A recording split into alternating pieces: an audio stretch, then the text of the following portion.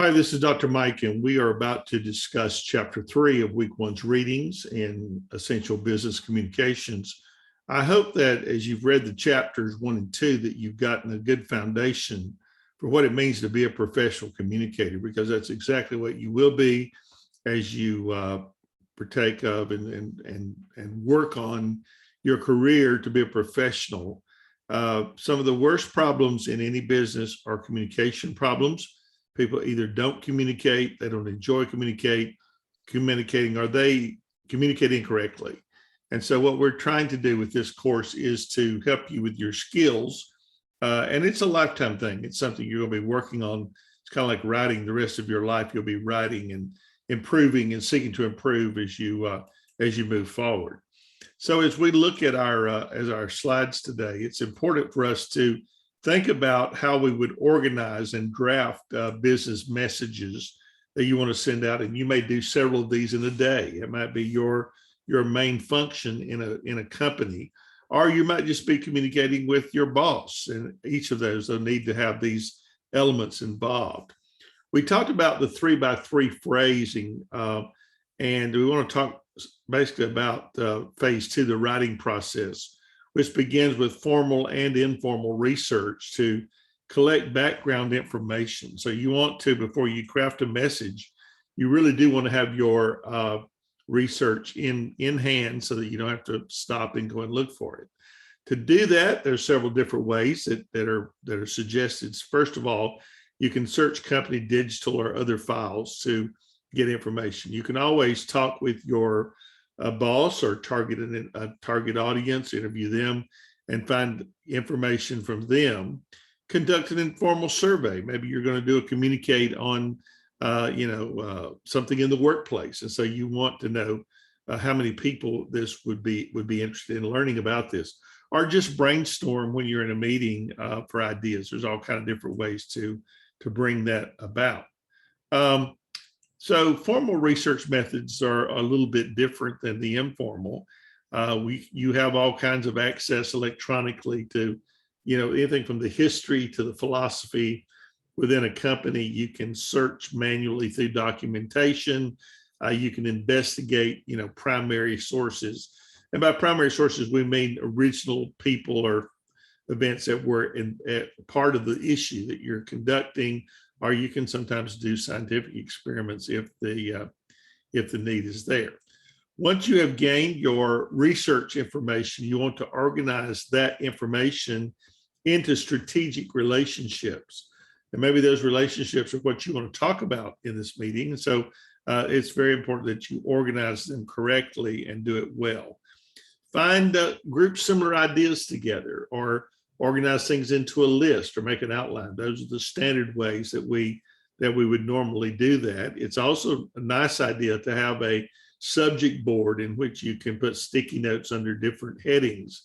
And you've made notes as you go through your research, and this helps you to group them correctly and then to write about them succinctly so that your listener, your reader, can understand what you're talking about. There are several keys to effective outlining that I want to talk about. You can divide them up by main topic, which is the purpose of the message and the title. You can divide the main topics into 3 to 5 major components. You can break major topics into exclusive subpoints where they don't overlap, and you can use details and illustrations and evidence subpoints to back up your ideas. It's always a good idea to have support and have backup, and to do your homework before if you're going to do a presentation on something, you want to be sure of yourself before you go into the meeting that you have all of the latest and greatest ideas, and you've thought through everything. And then you've also anticipated the questions of your listeners, what they might ask and how you might answer those. Realizing that some information is confidential. You never share medical information, things like that, because it's under the HIPAA laws. So you be very careful that you don't tread onto those areas. It also might be a good idea to ask your boss to look over your slide presentation to be sure that you haven't violated any kind of unseen rules that you might not know about. Once you've gotten all your information and you have divided it into outlines, it's also good to organize your ideas into strategies. Use a direct strategy if this audience is going to be pleased, if it's somewhat interested, or if it's neutral. You can pretty much aim for the full steam ahead kind of approach and just start like that and end like that if it's something that's going to be well received. Use the indirect approach, though, if the audience is going to be not interested or displeased or disappointed or even hostile. I would go about it in a direct way to be sure that I got the points across. Many times in a factory or a business situation, you're going to be presenting, especially if you work in places like corporate communications, as I did, or in human resources, you're going to be communicating stuff that may not be positive, and there might be a hostile reaction from your employees. So be very careful about that. So then you want to compose the first draft of a message using a variety of sentence types. And avoid sentences that have fragments in them. Be sure that your sentences are full sentences with a subject and a verb. Don't use run-on sentences. Don't use comma splices where you stick two full sentences together with a comma. That's not effective communication and usually doesn't make sense, but be sure you pay attention to that. There are 4 sentence types, and it would be a nice idea if you could combine these and have some of each in a paragraph. There's the simple sentence. You have one independent clause. She needs a job. There are compound sentences where you have 2 independent clauses joined by a conjunction. She needs a job and she must expand her skill set. That would be a compound sentence. The third would be a complex where you have one independent and one dependent clause. Because she needs a job, that is the dependent clause. The job is dependent. She must expand her skill set. And then you have a compound complex where you have 2 independent clauses and one dependent. Because she needs a job, she must expand her skill set. However, she must also must begin networking. So you have 2 independent clauses there that could stand without the modifier. She must expand her skill set. She must also begin networking. Both of those could stand as independent sentences where you're not putting them together in this common sentence. It is good in a business situation to use more complicated sentences. You don't want to sound like every sentence is a simple sentence and you're in the first grade. So it's really helpful to do that. There are 3 very common sentence faults that you need to avoid. Number 1, avoid fragments. That is broken off parts of a sentence. Email seems boring when compared to Twitter. You've got 2 sentence structures there. Neither one of them is a full sentence, but you can use certain words and revise them. Email seems boring when compared with Twitter. Now you've got a little more complicated sentence. You don't have the fragments, and that's good. Avoid run-ons, that is 2 independent clauses without coordinating conjunction or semicolon. He's addicted to social media. He posts updates constantly. Revision, he's addicted to social media, comma, and he posts updates constantly. Or you could say he's addicted to social media. He posts updates constantly using the semicolon. I will say this about the semicolon, that most people who use a semicolon tend to overuse the semicolon. So I would err on the side of doing it less and not more. Avoid comma splices. That's 2 clauses joined without proper punctuation. He prefers a tablet. She prefers her laptop is a common splice. You have 2 full sentences run together there with just a comma. To revise that, you could say he prefers a tablet, semicolon, she prefers her laptop, or he prefers a tablet, however, she prefers her laptop, or he prefers a tablet, but she prefers her laptop. So you need that conjunction in either case there to help you to bridge that sentence fault. Okay, prefer short sentences.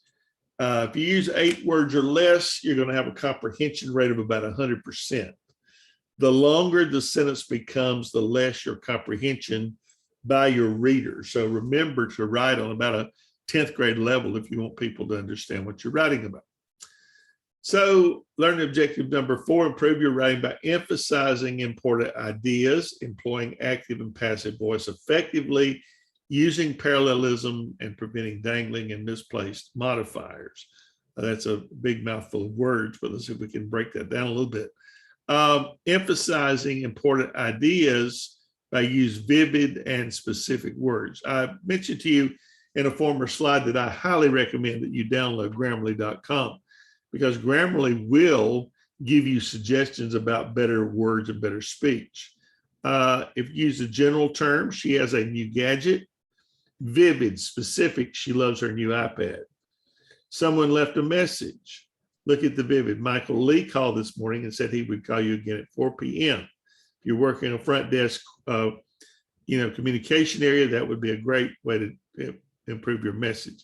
That skyscraper is tall. The Burj Khalifa in Dubai is 2,723 feet tall. So notice how emphasizing words is helpful. Label the main idea. Explore the possibility of leasing a site, but also hiring a consultant. This is unlabeled. Explore the possibility of leasing a site, but most importantly, hire a consultant. So you see that part of the sentence is most important. Emphasize the most important idea by placing it first. Labor lawyers say that companies should review their internship programs because most often they are illegal if interns are not being paid for their work. In fact, most internship programs are illegal if interns are unpaid. So basically, you can see that the importance there. Using active and passive voice effectively. We lost money. Congress recently passed the new law. Use action verbs for clear expression. Money was lost. The new law was recently passed. That is a passive voice that de-emphasizes the performer. The subject is having the action done. It is not doing the action. You want to use active voice for directness, for vigor, for clarity. In this case, indirect and less clear. A customer service blog was started last year, passive voice. Rosario started a customer blog last year. So you want a subject doing the action, and that's vitally important. There are a few times when passive voice works. Less tactful would be, we can't grant you your credit. Credit cannot be granted. It's much more tactful, passive voice. Patients without insurance cannot be admitted. Quarterly profits miss their estimate. Those are ways that where passive voice might be of use. Use parallelism to try to achieve balance in your writing. We focus on money, earning it, investing it, how to spend it. We focus on money, earning it, investing it, how to spend it. So basically, you see the parallelism there, and that is important. So using balance is important. Read through these, look at them in your book. Avoid dangling modifiers. Another very important thing that people commonly miss, and misplaced modifiers. It will cause a sentence to go kind of awry. So those are very important. So draft well-connected paragraphs that incorporate topic sentences, support sentences, transitional expressions in order to kind of build coherence in your writing. And that's a very important mark to think about. Be sure you read through these topic sentences to understand how important they are, and then to building paragraph coherence where you can understand the importance of that. So building coherence, use traditional expressions. Additionally, again, also likewise, you can show cause and effect. You can suggest control. All of these transitional phrases are well worth thinking about. So basically, paragraphs with 8 or fewer printed lines are most readable. We normally say 3 to 5 sentences at least to a paragraph for it to be a valid paragraph, but be sure that when you write a paragraph that you ask yourself the question, if you have a topic sentence, if you have things to back up your statement, and just enough context to interest the reader in what you're about to say.